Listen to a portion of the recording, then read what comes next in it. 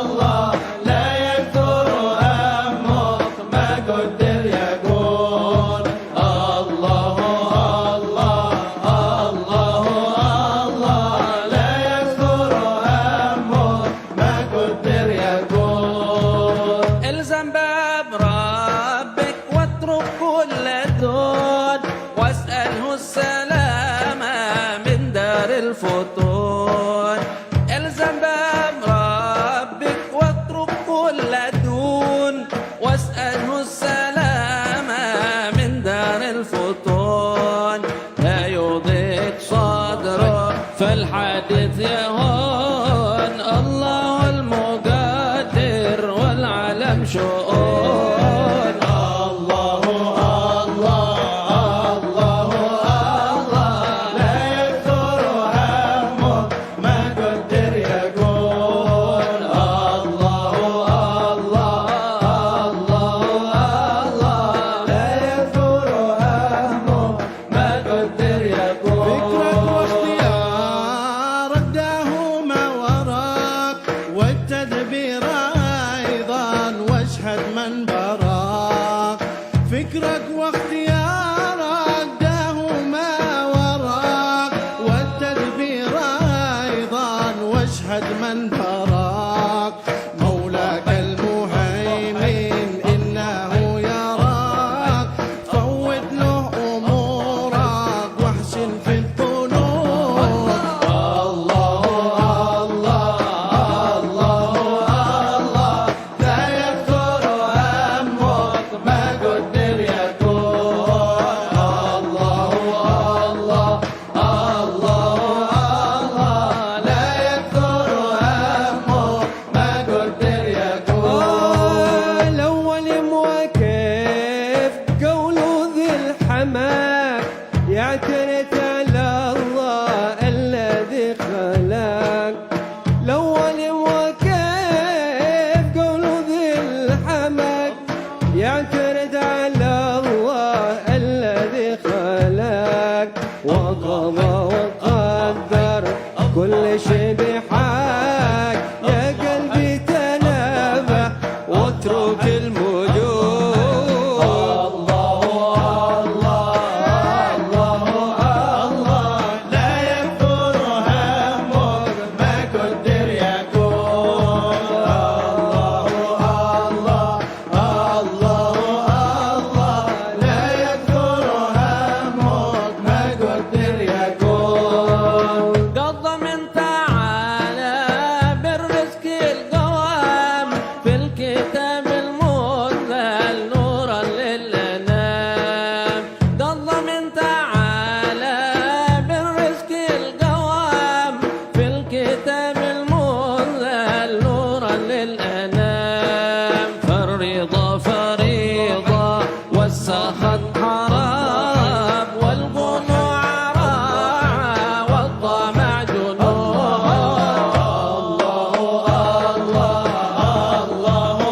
الله لا يكثر همك ما قدر يكون. الله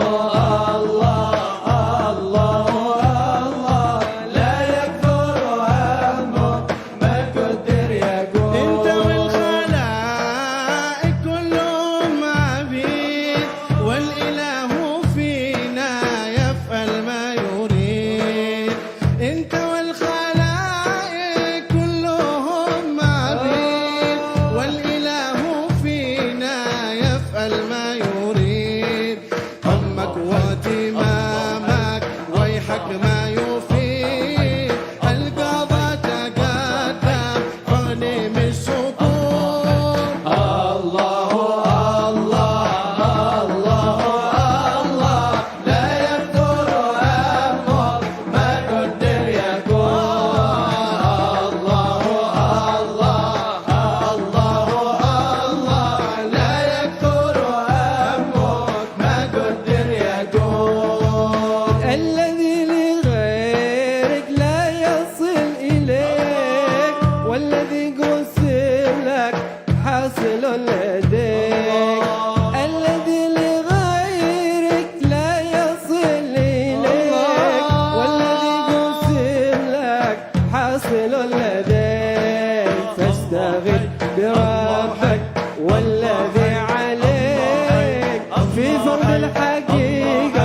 والشرع المصون.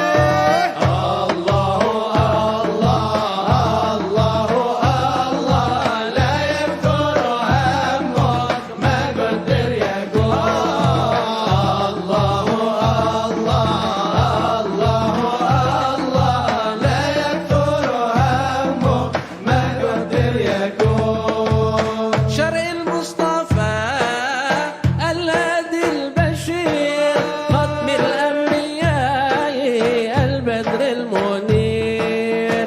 شرع المصطفى الهادي البشير ختم الأنبياء البدر المنير. صلى الله عليه الرب القدير بارع الصمام ملاك بالوصول.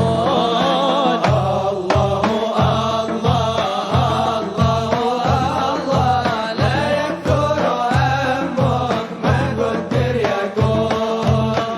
الله لا يكثر همك ما قدر يكون. لا يكثر همك ما قدر يكون. لا يكثر همك ما قدر يكون. لا يكثر همك ما قدر يكون.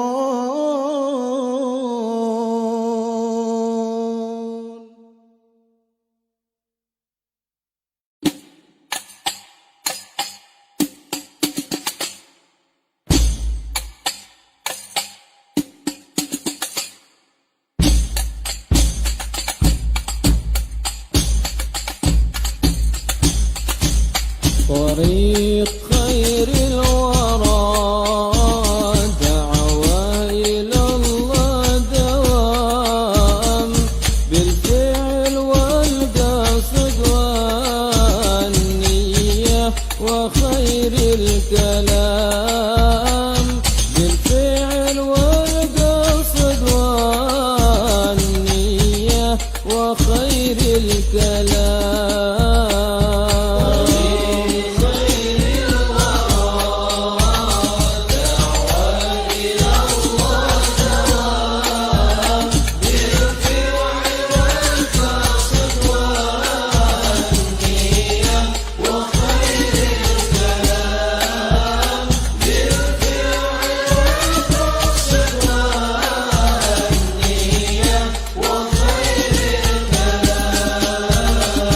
ومن تبع للنبي يرقى إلى على مقام. هيا انشروا يا جماعة دعوة في الأنام. بالشرق والغرب والبكرة وجنح الظلام. وابذلوا للمهاج وللحجا والحطام. وابذلوا للمهاج وللحجا والحطام.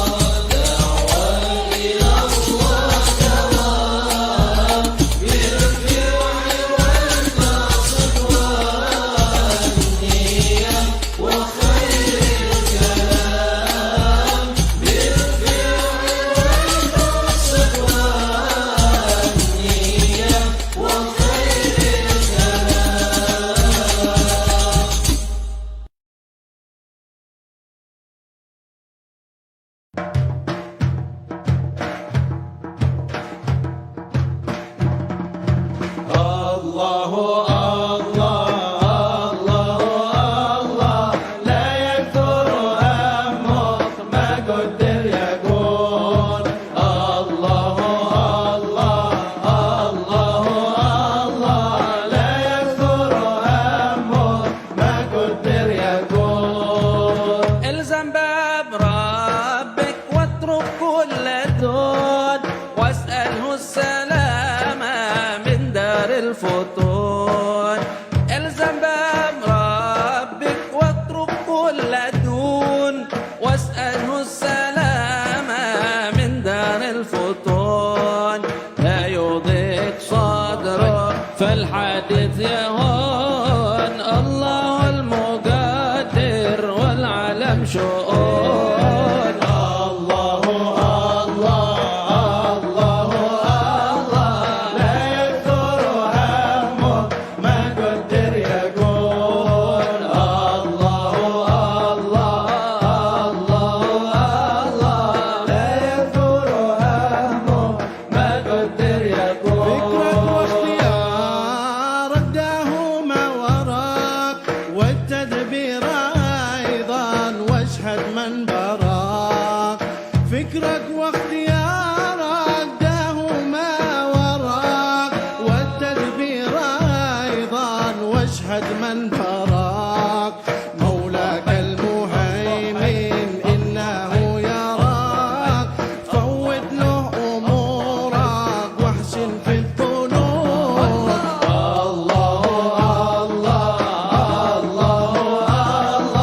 لا يكثر همك ما قدر يكون الله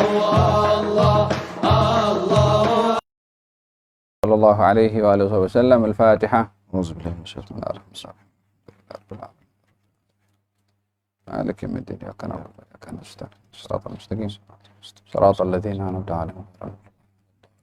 اقرأ. بسم الله الرحمن الرحيم. الحمد لله رب العالمين والصلاة والسلام على أشرف الأنبياء والمرسلين وعلى آله وأصحابه أجمعين radhiyallahu ankum. Wa'ankum. Dari kitab Petunjuk Tariqat ke Jalan Akhirat karangan Al-Habib Abdullah bin Haddad rahimallahu taala wa nafa'na bihi wa bil ulumihi fi ulumikum fi darin amin. Amin. Sehingga kepada katanya bertakziah terhadap siapa yang ditimpa musibah. Muka surat 146. Hendaklah anda bertakziah kepada sesiapa yang ditimpa musibah, yakni ada kematian. Rasulullah sallallahu alaihi wasallam telah bersabda, "Man azza musaban ay sabbarahu kana lahu mithlu ajrih." Barang siapa yang mentakziah seorang yang ditimpa kematian, yakni menyabarkannya, maka baginya pahala sama dengan pahala orang yang bersabar itu. Jangan menyakiti hati orang mukmin. Awas anda dari suka menyakiti hati orang mukmin, iaitu anda merasa senang bila dia ditimpa musibah. Nabi SAW bersabda, "La tudhhirish syamatata bi akhika fayu'afiyahu Allahu wa yabtalika." Jangan nampakkan gembira atas kesusahan saudaramu, kelak Allah akan mengangkat musibahnya dan menimpakan ke atasmu. Awas jangan anda memburuk-burukkan seorang muslim kerana suatu dosa yang menimpanya, kerana siapa yang memburuk-burukkan seorang muslim dengan sesuatu dosa yang menimpanya, kelak dia tidak akan mati sebelum ditimpa bala bencana ke atas dirinya. Hendaklah anda meringankan kesusahan orang yang ditimpa kesusahan dan memenuhi segala permintaan orang yang dalam keperluan serta menutupi keaiban orang yang membuat kesalahan. Rasulullah SAW telah bersabda, "Man yassara ala mu'sirin yassarallahu alaih, wa man satara musliman satarahullahu fid dunya wal akhirah. Wa man farraja an muslimin kurbatan min kurabid dunya farajallahu anhu kurbatan min kurabi yaumil qiyamah. Wa man kana fi hajati akhihi kana Allahu fi hajatihi wallahu fi auni al-'abdi ma kana al-'abdu fi auni akhihi." Siapa yang membantu seorang yang tidak memiliki, kelak Allah akan membantunya. Siapa yang menutupi keaiban seorang muslim, kelak Allah akan menutupi keaibannya di dunia dan akhirat. Dan siapa yang meringankan seorang muslim dari suatu kesusahan dari kesusahan-kesusahan dunia, kelak Allah akan meringankan baginya suatu kesusahan dari kesusahan-kesusahan di hari kiamat. Dan siapa yang menutupi keperluan saudaranya, kalau Allah akan menutupi keperluannya. Dan Allah sentiasa bersedia membantu seorang hamba selagi hamba itu bersedia membantu saudaranya. Hendaklah anda mengalihkan apa yang menyusahkan dari jalan kaum muslimin, kerana yang demikian itu adalah cabang-cabang tugas keimanan. Tersebut di dalam sebuah hadis Nabi SAW, Ra'aitu rajulan yataqallabu fil jannati fi ghusni syaukin qata'ahu min tariqil muslimin. Aku melihat seorang yang mengecap berbagai kenikmatan di surga kerana dia telah memindahkan suatu dahan yang berduri dari perjalanan orang ramai. Rahmatilah anak-anak yatim. Hendaklah anda merahmati anak-anak yatim dan mengusap kepalanya. Nabi SAW telah bersabda, Man masaha ala ra'si yatimin kataballahu lahu bi kulli sya'ratin marrat alaiha yaduhu 10 hasanat. Barang siapa mengusap kepala anak yatim, kalau Allah akan mencatatkan baginya atas setiap rambut yang diusap tangannya dengan 10 hasanah, yakni kebajikan. Berusahalah untuk memasukkan perasaan gembira ke dalam hati kaum mukminin dengan apa sekalipun selama yang demikian itu bukan dari yang berdosa. Hendaklah anda menjamin siapa yang meminta jaminanmu pada suatu keperluan kepada orang yang menghormati kedudukanmu. Kerana Allah Ta'ala akan menanyai seorang hamba tentang kedudukannya, sebagaimana dia akan menanyai tentang hartanya. Tetapi jika seorang hamba menanggung sesuatu hukum had yang ditentukan syariat Islam, seperti hukum had zina dan curian, maka jangan sampai anda menjaminnya. Kerana jaminan pada had-had Allah tidak boleh dijamin. Kemudian jika anda sudah membuat jaminan kepada seseorang, lalu anda diberi hadiah kerana itu, maka jangan sekali-kali anda menerimanya, kerana yang demikian itu adalah rasuah. Alaikum. Jagalah akhlak kenabian. Ayo. Bismillahirrahmanirrahim. Alhamdulillah, wassalatu wassalamu ala sayyidina Rasulillah Muhammad bin Abdullah wa ala alihi wa sahbihi wa man walah ma ba'du. Dalam kitab ini Al-Imam Abdullah bin Al-Haddad memberikan garis panduan dalam perhubungan sesama kita di dalam keadaan dan kondisi yang berbeza-beza. Khususnya bila berhadapan dengan orang yang ditimpa musibah, maka bagi mereka yang mengetahui saudara kita yang ditimpa musibah, mereka mempunyai hak kepada kita untuk kita menghibur, memasukkan rasa gembira, menenangkan dan juga membantu kesusahannya. Bila kita melihat dasar perhubungan antara manusia yang digariskan oleh Nabi SAW, Al-Muslim akhul Muslim. Orang Islam saudara dengan orang Islam. Dan perumpamaan yang diberikan oleh baginda Rasulullah tentang orang-orang yang bersaudara daripada kalangan kaum mukminin, mathalul mu'minina fi tawadduhim wa ta'atufihim kamathalil jasadil wahid idza ishtaka minhu udhun tada'a lahu sa'irul a'dha'i bis-sahari wal humma. Baginda bersabda, perumpamaan orang beriman dalam kasih sayang mereka itu, perhubungan antara mereka itu umpama satu tubuh. Kalau satu bahagian tubuh sakit, maka akan menjadikan seluruh anggota tubuh ini akan juga merasa sakit. Kalau sakit, semua anggota badan merasa sakit. Kalau sehat, semua anggota badan pun juga sehat. Dengan demikian, perhubungan antara orang Muslim dengan orang Muslim, bila ada di antara mereka yang ditimpa musibah, maka hendaklah menghulurkan bantuan. Dan bila mereka berada dalam keadaan senang, kita pun juga berkongsi kesenangan.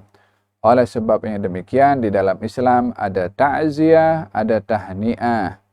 Ada ta'ziyah, ada tahni'ah. Ta'ziyah berkongsi kesusahan, menenangkan orang yang susah. Tahni'ah berkongsi kegembiraan. Oleh sebab yang demikian, di dalam hadis Nabi Muhammad SAW, yang mengajarkan untuk kita bergembira dengan kegembiraan saudara kita. Bahkan dalam Al-Quranul Karim, fabasyarnahu bighulamin alim. Kami beri kabar gembira dengan anak yang berilmu atau yang memiliki ilmu pengetahuan. Dalam hal ini, seperti kita diperintahkan untuk berkongsi dalam kegembiraan, kita pun juga diperintahkan untuk berkongsi dalam kesusahan. Maksud berkongsi dalam kesusahan, meringankan beban orang yang susah. Bila dalam musibah kematian, maka kita diperintahkan untuk takziah. Apakah takziah itu? Takziah adalah kata-kata yang menenangkan, yang menghibur orang yang ditimpa musibah kematian. Baik itu dalam bentuk doa, dalam bentuk semangat, seperti kata-kata a'zamallahu ajrukum wa ahsana azaakum wa ghafara limayyitikum. Semoga Allah memberikan ganjaran kepada kamu akan musibah yang menimpa ini, karena musibah itu bila disikapi dengan sabar ada pahalanya. Wa ahsana azaakum, dan semoga Allah Subhanahu wa taala memberikan kebaikan pada kesabaran kamu, dan juga wa ghafara limayyitikum, dan semoga Allah mengampunkan mayit kamu. Ini ucapan takziah. Jadi takziah itu bukan lafaz yang kita sebutkan, saya takziah ya. Bukan itu takziah. Takziah itu terminologi, satu istilah. Tapi isinya itu adalah semangat, doa, menenangkan kepada orang yang ditimpa musibah. Bil hadis Nabi Muhammad SAW, beliau bersabda, orang mengucapkan takziah, maka pahalanya sama dengan orang yang ditimpa musibah tadi. Dalam hadis yang lain beliau bersabda, orang yang bertakziah maka ia adalah akan dipakaikan pakaian karamah oleh Allah Subhanahu wa taala nanti di hari kiamat. Faham dong? Oleh sebab itu digalakkan dalam kehidupan kita sesama kita ini mengambil berat satu dengan yang lain. Seorang muslim mengambil tangannya yang lain untuk membantu meringankan beban yang dihadapi olehnya. Al-muslim qawiyyun bi akhih. Orang Islam itu kuat dengan saudaranya, bukan sendiri. Dan dalam hal ini kita akan terselamat daripada sifat mementingkan diri sendiri dengan tidak peduli kepada kesusahan orang atau tidak peduli kepada kesenangan orang. Sehingga seseorang yang menjalankan adab-adab ini akan terselamat daripada keretak atau retak hubungan dengan sesama kita. Janganlah cemburu atau tidak senang hati dengan kesenangan dan kemewahan atau nikmat yang didapat oleh orang lain. Berkongsilah kegembiraan. Bila kita melihat saudara kita mendapatkan nikmat, mendapatkan pangkat, mendapatkan kedudukan, ucapkan kepadanya tahniah. Doakan agar supaya selamat dan agar supaya nikmat yang diberi dapat dijalankan dengan baik seperti diperintahkan di dalam agama. Dan tidaklah disikapi dengan tidak senang hati, cemburu, atau hasad dengki dan seumpamanya. Bila dalam keadaan susah, janganlah kita hanya melihat yang penting tak kena kepada aku. Akan tetapi hulurkan tangan, bantuan, doa dan seterusnya. Juga perhubungan yang mesti ada antara sesama manusia adalah adamul ihtigar, tidak merendahkan orang lain, tidak mengaibkan orang lain. Bihasbi imri'in minasyarri ay yahqira akhahul muslim. Cukuplah seorang Islam itu sudah melakukan kejahatan bila merendahkan muslim yang lain. Hatta muslim berdosa, hatta muslim yang berdosa. Macam mana merendahkan muslim yang berdosa bila melihat saudara kita yang muslim mungkin berbuat dosa, mungkin berbuat maksiat, maka dalam hal ini kita tidak boleh merendahkan dan mengaibkan. Seperti kita dedahkan aibnya, masukkan di Facebook, viralkan. Seorang nampak sahabatnya atau orang lain minum arak contohnya. Atau masuk pergi ke tempat yang tak betul. Nak berekor ke, wala nak pergi tempat-tempat zina ke, dia ambil gambar. Kemudian dia masukkan dalam Facebook. Ini ada dosa besar. Ini adalah satu jenayah kehormatan ke orang lain. Faham dong? Dia berbuat dosa antara dia dengan Tuhan. memang dia pun berbuat salah dengan perbuatannya itu, yang boleh diampunkan dengan dia bertaubat dan insaf. Tapi kalau orang memviralkan, mengaibkan orang lain, mungkin yang diaibkan boleh memaafkan. Tapi orang lain yang terkorban dengan fitnah pengaiban itu, macam mana kita nak minta maaf kepada semua? Faham tak? Oleh sebab yang demikian, kita nampak orang, ya kan, berbuat hal yang tak baik, kita ambil gambar, kemudian kita masukkan dalam kita punya Facebook. Orang semua tengok. Orang ambil forward, share pada sana, share kepada setempat dunia. Faham tak? Apa dosa yang dilakukan oleh orang yang kita aibkan? Dosanya dia adalah dosa perbuatan mungkar yang dia lakukan. Esok kalau dia insaf, dia bertaubat, mohon ampun kepada Allah Subhanahu wa taala, Allah ampunkan, selesai masalah dia. Masalah orang yang menyebarkan dengan Facebook, macam mana? Apa silapnya? Silapnya di sini adalah dia mengaibkan orang, mendedahkan kesalahan orang. Agama suruh kita tutup aib, bukan dedahkan aib. Man satara musliman satarahullah. Orang yang tutup aib orang akan tutup aibnya. Yang dedahkan aib orang akan didedahkan aibnya oleh Allah Subhanahu wa ta'ala. Dia berbuat dosa. Ya, orang berbuat dosa, hukumannya dia bertaubat. Bukan diviralkan dosanya. Orang berbuat dosa antara dia dengan Tuhan, ditegur, dinasihat supaya dia insaf. Bukan didedahkan dia punya kesalahan. Faham tak? Oleh hadza, berhati-hati dengan handphone yang ada di tangan. Jangan mudah untuk mengaibkan orang, lebih hatta kepada orang berdosa, dengan kita memviralkan, post, kongsi dengan kawan-kawan kita. Kawan kita buat inilah, kawan kita buat inilah. Nampaknya nak seronok-seronok. Tak ada dalam hal ini nak buat seronok-seronok. Dalam hal agama, yakni adakah dalam agama kita nak bermain-main? Tak boleh. Faham dong? Oleh hadza, kata Imam Al-Haddad di sini mengingatkan, hati-hati kamu daripada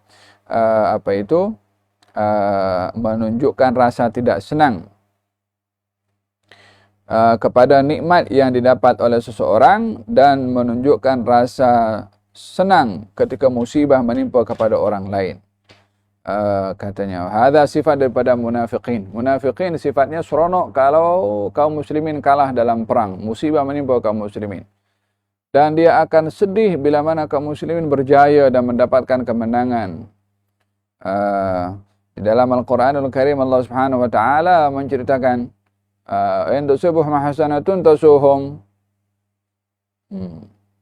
Kalau kebaikan dan kemenangan didapat oleh kaum muslimin, kaum munafikin tak senang hati.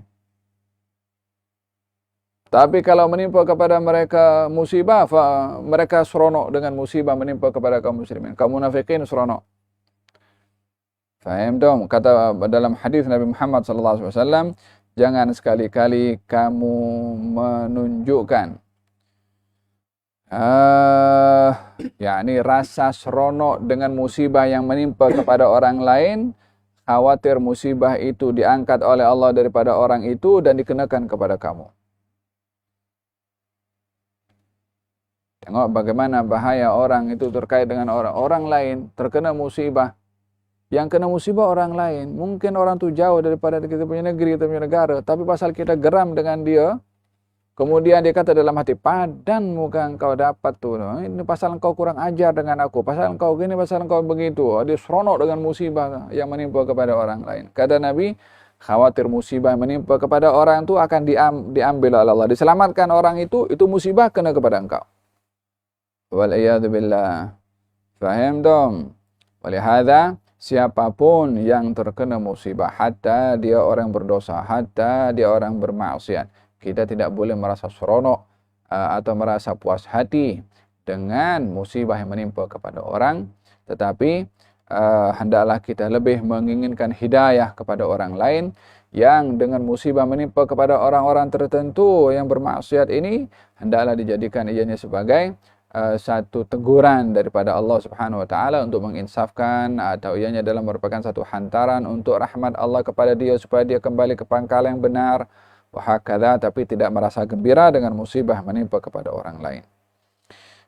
Faham dong? Hadza berkenaan dengan bagaimana menjaga kehormatan orang lain, ya. Dan pada masa yang sama, Imam Abdullah bin Al-Haddad ada menyentuh tentang bagaimana kita perlu menghulurkan bantuan kepada orang yang susah. Man kana fi hajati akhihi fallahu fi hajatih. Siapa orang yang dia membantu hajat keperluan orang lain, maka Allah akan bantu keperluannya. Coba bayangkan sebanyak mana perlunya kita kepada Allah Subhanahu wa taala. Tentunya keperluan kita kepada Allah Subhanahu wa taala banyak dan besar. Dan sebanyak mana kita boleh tolong orang lain dengan apa yang kita ada. Kita ada 10 ringgit, kita boleh beri kepada orang RM1, RM2. Ya kan? Tapi kita punya hajat kepada Allah berapa? RM1, RM2? Atau kita perlu RM1 juta kepada Allah Subhanahu wa taala? Tentunya kita punya perlu kepada Allah lebih besar daripada bantuan yang kita boleh beri kepada orang lain yang memerlukan bantuan. Jadi kata Nabi, bantu orang mengikut engkau punya kemampuan, Allah bantu engkau mengikut kemampuannya Allah Subhanahu wa taala. Man kana fi hajati akhihi wallahu fi hajati. Siapa orang yang membantu saudaranya, maka Allah akan membantu hajat dan keperluannya. Di antara manfaat yang dilakukan oleh seorang muslim yang mendatangkan manfaat untuk orang lain adalah imatatul adza 'anil thariq, yakni mengetepikan benda tajam daripada gangguan orang ramai, yang mengganggu orang ramai. Dalam hadis Nabi Muhammad SAW beliau bersabda, al-iman, iman ini adalah memiliki 70 cabang. A'laha, yang tertinggi sekali adalah la ilaha illallah. Yang terendah sekali daripada iman adalah mengetepikan benda tajam di jalan yang mengganggu orang ramai, yakni mengganggu apa saja yang mengetepikan apa saja yang mengganggu orang ramai. Baik itu mungkin kita terjumpa benda tajam. Tengok baru-baru ini kita nampak dekat dekat YouTube kah itu, dekat highway ada macam tingkap kah atau papan kah itu jatuh di tengah highway. Ya kan? Orang lalu laju kat situ. Nampak satu orang tu naik kereta apakah itu. Dia berhenti, kemudian dia berusaha untuk nak mengelak daripada kereta yang sedang laju tu, nak ketepikan macam papan yang jatuh di tengah-tengah highway yang boleh memudaratkan pengguna jalan raya masa itu. Dan dia ketepikan, diletakkan di tepi jalan untuk keselamatan orang lain. Itu yang buat tu tak kenal siapa yang akan lalu dekat highway situ, tapi fitrah yang ada kepadanya, tak mahu perkara buruk berlaku kepada sesiapa sahaja. Itu yang diajarkan dalam kita punya agama, itu bahagian daripada iman. Yang dijadikan dalam cabang-cabang iman adalah mengetepikan sesuatu yang mengganggu laluan orang ramai, baik itu jalan raya, baik itu jalan kampung, baik itu jembatan menyeberang sungai, baik itu pokok dahan yang mungkin mengganggu laluan orang. Macam dalam hadis di sini Nabi menyebutkan ada orang masuk syurga disebabkan perbuatannya, ada pokok yang dahannya mengganggu laluan orang, pokok tu diketepikan supaya tak mengganggu orang lalu di situ. Perbuatan ini menjadikan sebab pelakunya dimasukkan syurga oleh Allah Subhanahu wa taala. Ini adalah konsep kemaslahatan sejagat. Ya, kemaslahatan sejagat, kebaikan yang dikongsi bersama. Di sini bagaimana Islam mengambil berat tentang keselamatan orang lain, bahkan keselamatan makhluk yang lain. Binatang pun juga bila diberi perhatian akan haknya, hatta sebagai binatang akan menjadi sebab kepada orang yang berbuatnya diselamatkan oleh Allah Subhanahu wa taala. Demikian agama mengambil berat tentang keselamatan makhluk-makhluk yang lain. Irhamu man fil ardi yarhamkum man fis sama. Kasihi semua yang ada di bumi, akan mengasihi kepada kamu semua yang ada di langit. Ada hubungan yang ada antara manusia, ya. Nabi SAW bersabda, khairun nas anfa'uhum linnas, sebaik-baik orang yang mendatangkan manfaat untuk orang lain. Al-khalqu kulluhum iyalullah fa ahabbuhum ilallah anfa'uhum li'iyalih. Semua makhluk ini perlu kepada Allah. Sebaik-baik makhluk ini adalah yang paling baik kepada makhluk yang lain. Faham tum? Alangkah baiknya kalau kita buat satu gotong royong, contohnya. Apa tujuannya gotong royong di sini? Tujuannya adalah untuk memberi laluan kepada orang supaya berjalan dengan selamat, tak ada gangguan. Maka sediakan jalan. Faham tum? Hadza bahagian daripada perhatian antara sesama manusia. Bahagian daripada perhubungan antara manusia juga mengambil berat tentang anak-anak yatim. Baginda bersabda, ana wa kafirul yatama fil jannati kahatain, kata Nabi. Saya bersama dengan orang yang menjaga anak-anak yatim di syurga macam ni, yakni rapat sangat kedudukan orang-orang yang menjaga dan membela anak yatim kerana Allah Subhanahu wa taala. Menjaga anak yatim kerana Allah Subhanahu wa taala, bukan menjaga anak yatim untuk mendapatkan kepentingan dan agenda tersendiri, bukan menjaga anak yatim untuk mendapatkan publicity, bukan menjaga anak yatim untuk memperguna kepada mereka, bukan menjaga anak yatim semata-mata untuk kepentingan-kepentingan keduniaan. La, menjaga anak yatim karena perintah Allah Subhanahu wa taala, perintah Nabi Muhammad sallallahu alaihi wa ala alihi wasallam. Dan di dalam Al-Quranul Karim Allah beri peringatan kepada orang yang memperguna anak yatim, baik tidak ditunaikan haknya sebagai anak yatim, ya kan. Dulu zaman dahulu terdapat beberapa budaya di mana orang-orang menjaga membela anak yatim semata-mata ingin mengambil duit anak yatim. Ini anak yatim orang tuanya meninggal dunia meninggalkan duit, maka yang berhak adalah anak yatim itu. Orang pada berebut nak jaga anak yatim itu. Apa tujuannya dah jaga anak yatim itu? Tujuannya adalah untuk mendapatkan duit yang dipunyai oleh anak yatim tersebut. Anak yatim itu kaya. Jadi bela anak yatim untuk mendapatkan duit anak yatim. Walihada di dalam Al-Quran tegur hal seperti ini.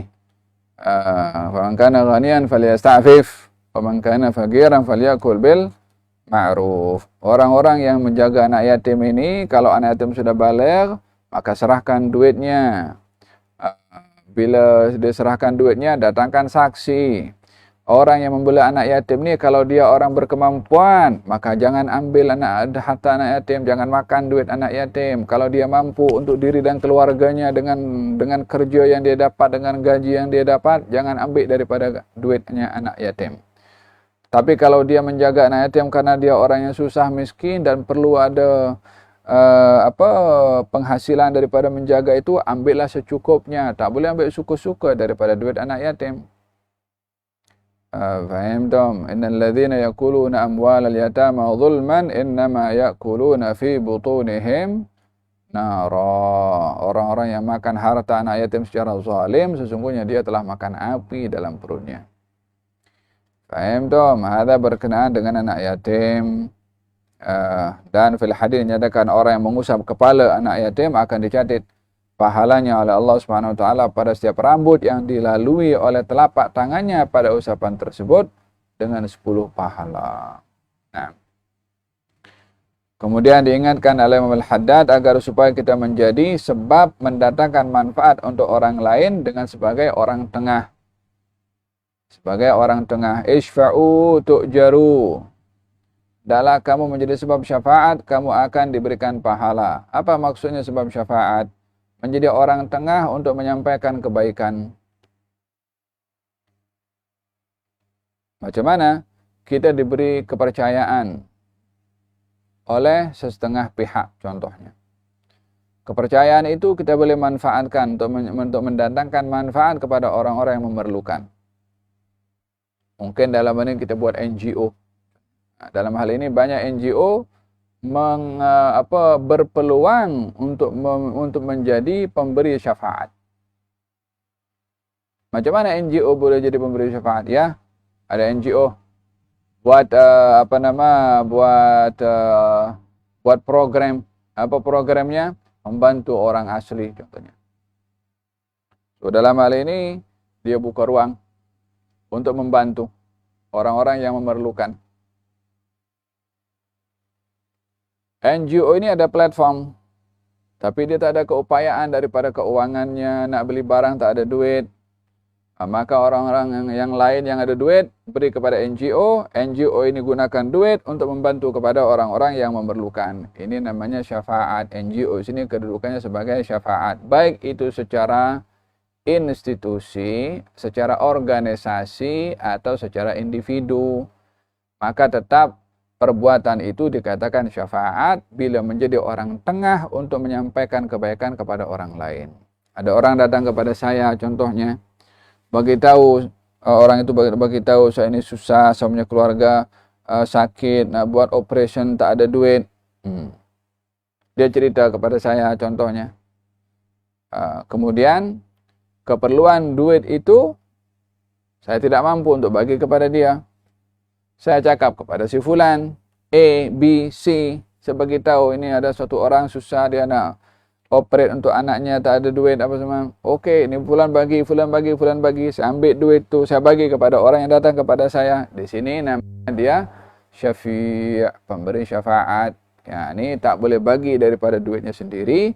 Kedudukannya dia kepada orang untuk dia boleh sampaikan manfaat kepada orang yang memerlukan, itu namanya syafaat. Isfa'u tu'jaru. Jadilah kamu seorang yang memberi syafaat, maka kamu akan diberi pahala. Tapi syafaat ini hanya dalam kebaikan. Jangan dalam perkara yang tak baik. Jangan syafaat ada duit buah meja. Aku ni ada urusan susah lah. Kalau boleh settle, mungkin ada envelope bawah meja. Macam envelope bawah meja. Ini bukan syafaat, ini namanya rashwa. Syafaat dilakukan ikhlas karena Allah Subhanahu wa taala dan juga dalam kebaikan. Bukan dalam hal keburukan, maksiat atau dalam hal-hal yang bersifat rashwa. Faham tom? Dan syafaat ini tidak berlaku kepada hukum hakam. yakni kalau ada hal-hal yang terkait dengan hukum hakam, dalam hal ini hukum kena ditegakkan. Tak boleh digugurkan hukum karena orang tengah. Oleh hadza fil hadis dinyatakan baginda bersabda, umat yang terdahulu dibinasakan oleh Allah Subhanahu wa taala disebabkan oleh kerana kalau ada yang berbuat jenayah daripada kalangan orang-orang bangsawan, hukum tidak ditegakkan. Tapi kalau yang berbuat jenayah daripada kalangan orang-orang biasa, hukum ditegakkan. Maka dibinasakan oleh Allah Subhanahu wa taala. Faham dong? Demikian kata baginda Rasulullah sallallahu alaihi wasallam berkenaan dengan penegakan hukum dengan hak dan adil dan benar, dan tidak ada kompromis di dalam penegakan hukum. Tak boleh ada orang tengah dan tak boleh ada orang yang boleh nego agar supaya hukum tidak dijatuhkan kepada penjenayah. Ada beberapa perkara yang dinasihatkan oleh Imam Abdullah bin Abdul Haddad. Moga-moga Allah Subhanahu wa taala memberikan kepada kita manfaat daripada apa yang kita dengar, dan moga-moga Allah Subhanahu wa taala menjadikan kita orang yang bermanfaat untuk orang lain. Untuk menjadi orang yang terbaik di sisi Allah, khairun nas anfa'uhum linnas. Orang terbaik adalah orang yang paling baik kepada orang lain. Orang yang paling baik adalah orang yang paling banyak mendatangkan manfaat untuk orang lain. Allahumma nas'aluka an taj'alana mafatih lil khair wa maghaliq lil syarr waj'alna min abrakil ummah lil ummah wa anfa'il ummah lil ummah wa taqabbal minna salatana wa siyamana wa qiyamana wa aqbal ala ma fina wa yanfa'na bima qara'na wa istama'na wa nas'alullah subhanahu wa ta'ala an yaj'alna wa iyyakum min alladhina yastami'una al-qawla fayattabi'una ahsanah. على هذه الرسالة شامل آخر الدين والآخرة وإلى حضرة النبي محمد صلى الله عليه وآله وسلم. الفاتحة. الرحمن الرحيم مالك يوم الدين إياك نعبد وإياك نستعين صراط الذين أنعمت عليهم غير المغضوب عليهم ولا الضالين. اللهم صل وسلم على سيدنا محمد صلى الله عليه وسلم. الحمد لله رب العالمين. ربنا انفعنا وفقه لنا وقرابات لنا في ديننا ما أهل القطر أنثى وذكر وفقنا وفقهم لما ترتضي قولا فعلا كرما وارزق الكل حلالا دائما وأخلا أنقيا علما نهضى بالخير نكفى كل شر ربنا واصلح لنا كل شؤون وأقرب الرضا منك العيون واقض عنا ربنا كل الديون قبل أن تأتي رسل المنون واغفر واستر أنت أكرم من ستر صلاة الله